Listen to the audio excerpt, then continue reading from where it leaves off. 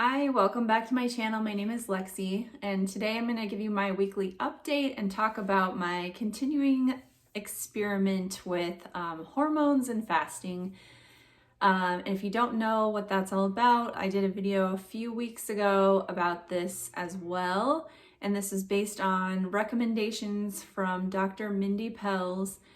And she's done lots of different videos on hormones and fasting, but I had one that I linked before and I'll link it again. And she just did an updated video as well recently, so I'll talk about that. But anyway, just to get the weight update out of the way, I reported that on Halloween, October 31st, I was at 180.1. And then November 7th, this past Saturday, my weigh-in was 181.0. So yeah, still went up a little bit, 0.9 pounds up from the previous week. Not super surprised. I kind of mentioned in the last video just about Halloween and how that was a very indulgent day. And then it kind of continued into the next week because it was my birthday this past week. And also I was doing this experiment. So I was doing some modified fasting. And yeah, so it was really interesting. But basically, so if you didn't watch the first video that I did on this, you might want to go and watch that one first. But so Dr. Mindy Pelz, her recommendations for women and fasting have been up to this point that it's important not to be in ketosis or do longer fasts between days 21 through 28 of your cycle.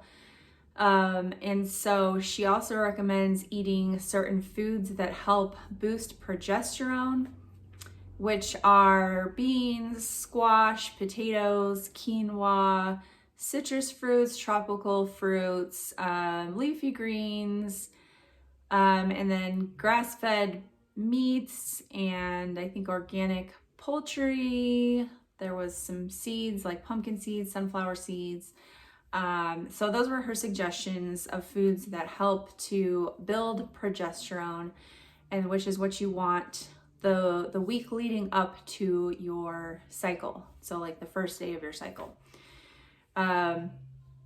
Anyway, but then she just released a couple weeks ago another video saying that days 17 through 21, even for some people, could be really important to basically do the same things, to avoid longer fasts and to stay out of ketosis and eat those foods.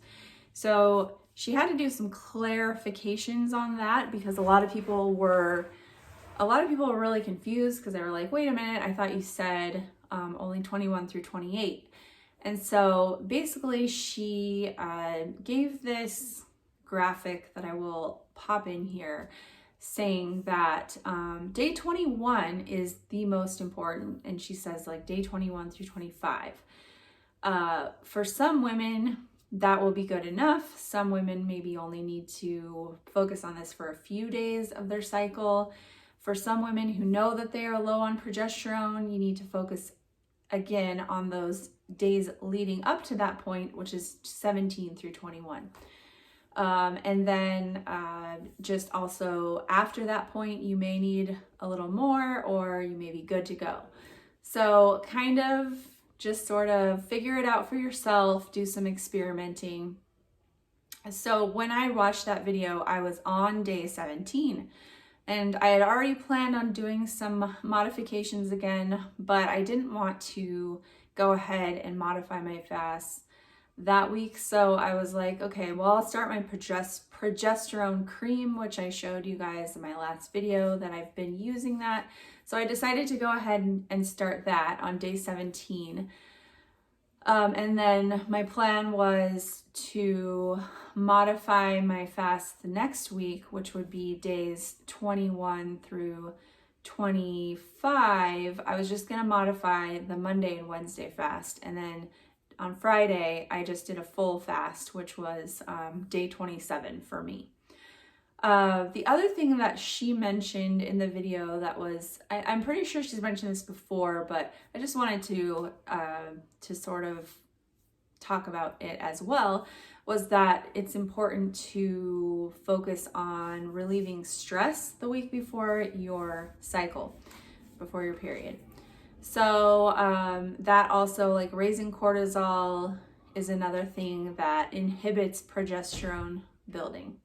So I know for some of us that's difficult. We don't choose to be stressful, to have stressful times in our lives. So, but I guess you can do things to minimize your stress at that time of the month, you know, just not planning extra activities or stressful things that might affect it. And again, this is just something that people need to be aware of. It may not affect you. You may be totally fine to just continue doing what you're doing.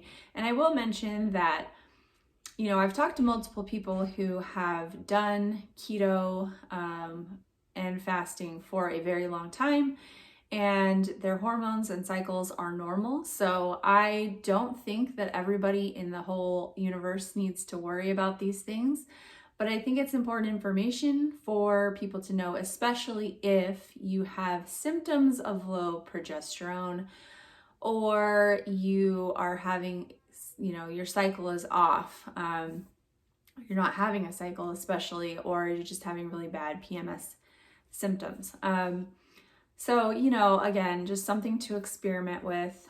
And so then what I did was Monday, my modified fast was a chicken soup with black beans that I had frozen previously, and I just defrosted that and had that. I don't know how many calories it was, but I'm sure it was under under 500. I had a little bit of cheese and sour cream with some like crushed up tortilla chips on that, and it was delicious. And that was my meal on Monday. And then Tuesday was my birthday, and I made the same chicken soup that I talked about in my last hormone building video that has squash and potatoes and chicken and carrots and noodles and some things. It's really good. I had that with some sourdough bread, and also had chocolate cake because it was my birthday, and that is not a hormone building food, but it is very yummy. So I had 2 slices of that, one in the afternoon and one in the evening with my family because I can, because it was my birthday. So anyway, and then Wednesday, my modified fast was a black bean and jack cheese burrito from Trader Joe's. Now this is actually 600 calories, but I thought it would be really good. It has beans in it, and it would just be very simple. And it was really good. Here's what I've noticed about just anytime I have a modified fast, I will kind of have about an hour where it's really difficult for me not to eat more. You know, it kind of spikes my hunger, and I'm like kind of fighting myself to eat more. And what I told myself after this was just that, you know, if I felt like this an hour later still, that I would go ahead and eat some more. But if I was feeling okay, that I would just keep fasting. And I knew in my head that I wanted to keep fasting, but if my body was still telling me an hour later that, you know, that I needed to eat more, then I would. But I was fine after an hour, and I was happy because I knew that I wouldn't be happy about it the next day if I had eaten. So, you know, you just kind of want to think through those things and like look into the future, like how am I going to feel about this if I continue to eat, but also honor your body at the same time and be okay with that. So that's where I was at with that. Another thing I wanted to mention about it being 600 calories. So the 500 calorie rule of thumb for a down day or modified fast, whatever you want to call it,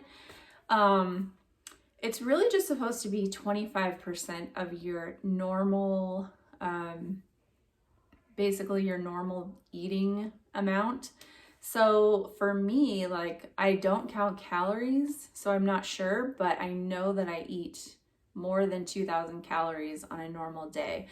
if I had to guess, I'd say it's somewhere between 2,000 and 3,000, probably like between 2,500 and 3,000 calories is what I probably eat on a normal eating day, just depending on how I'm feeling that day.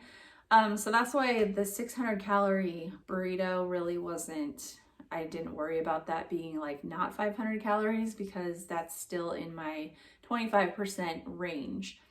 So no worries there. And then Thursday, I had leftover soup. And again, I'm not mentioning like everything that I ate the whole week. I'm just kind of telling you the things that were specifically for this purpose. Friday was a full fasting day, and I was happy to get back to that. I just enjoy full fasting days more than modified fasting. For me, it just feels I don't focus on food as much, and I honestly like feel less hungry. I think it's just a mental thing. Like if I know I'm gonna eat at 1 o'clock, which is when I ate those 2 modified fast meals, was 1 o'clock in the afternoon. If I know that I'm eating that day at 1 o'clock, like my brain is preparing and thinking about that like all morning, and I honestly feel like that makes me hungrier. And so that's why like just having a full day where I'm not eating anything, like it just releases my brain from thinking about anticipating food.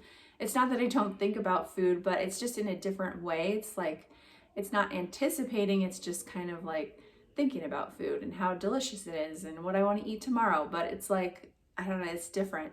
So let me know if you know what I'm talking about. But, and that's just me. I think everybody is so different when it comes to what works for them. So for my experience, I am just not someone who does well with those modified fasts. I'm better at full day fasting. So my thoughts after this experiment part 2 are that I'm still really not sure if it helped or not. Last week I was so tired all week, and actually I'm still tired. I'm not sure if it's because we set our clocks back and my circadian rhythm is off. On Halloween we set the clocks back. Or was it because of my hormones? Or was it because of the stress of the election, which we had in our country last week?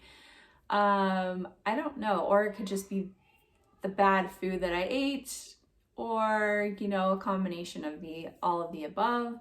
Really not sure, but I can tell you that it hasn't been mind-blowing, that it has made a huge difference for me. So I'm gonna try one more time, and this next time I'm going to focus on those days 17 through 21 and see if that helps. And then I'm just gonna play it by ear after that, like for days 22 through whatever until I start my cycle, and just kind of go by how I feel. I think that's what I'm gonna do the next time. And I also should mention that this cycle has been really weird because I'm on day 31 and I'm just barely starting my cycle today, which normally I'm like solidly 26 through 28 days. So I really don't know, like did those experiments, you know, like lengthen my cycle? Is that a good thing? Like, I don't even know. So I do know that I don't want to have shorter cycles because who wants to have their period more often? But it's also confusing in a way that I'm just not sure until I continue to experiment and just find what works best for me. But I think that's going to take some time. And I also just think that it's one of those things that will never work perfectly because there's so many factors that you can't anticipate or control, especially that stress. You know, like I said, of course you can manage your stress with, you know, meditation or just breathing exercises and things like that, but sometimes you can't control what stress comes into your life and how that affects you. So I will continue to ponder on that, and I will let you know how the next experiment goes, and let me know if you have any questions. And I also, if you have any experience with this yourself, whether it has made a difference for you. Would love to hear from you, and I hope you're doing well, and I'll see you next time. Thanks. Bye-bye.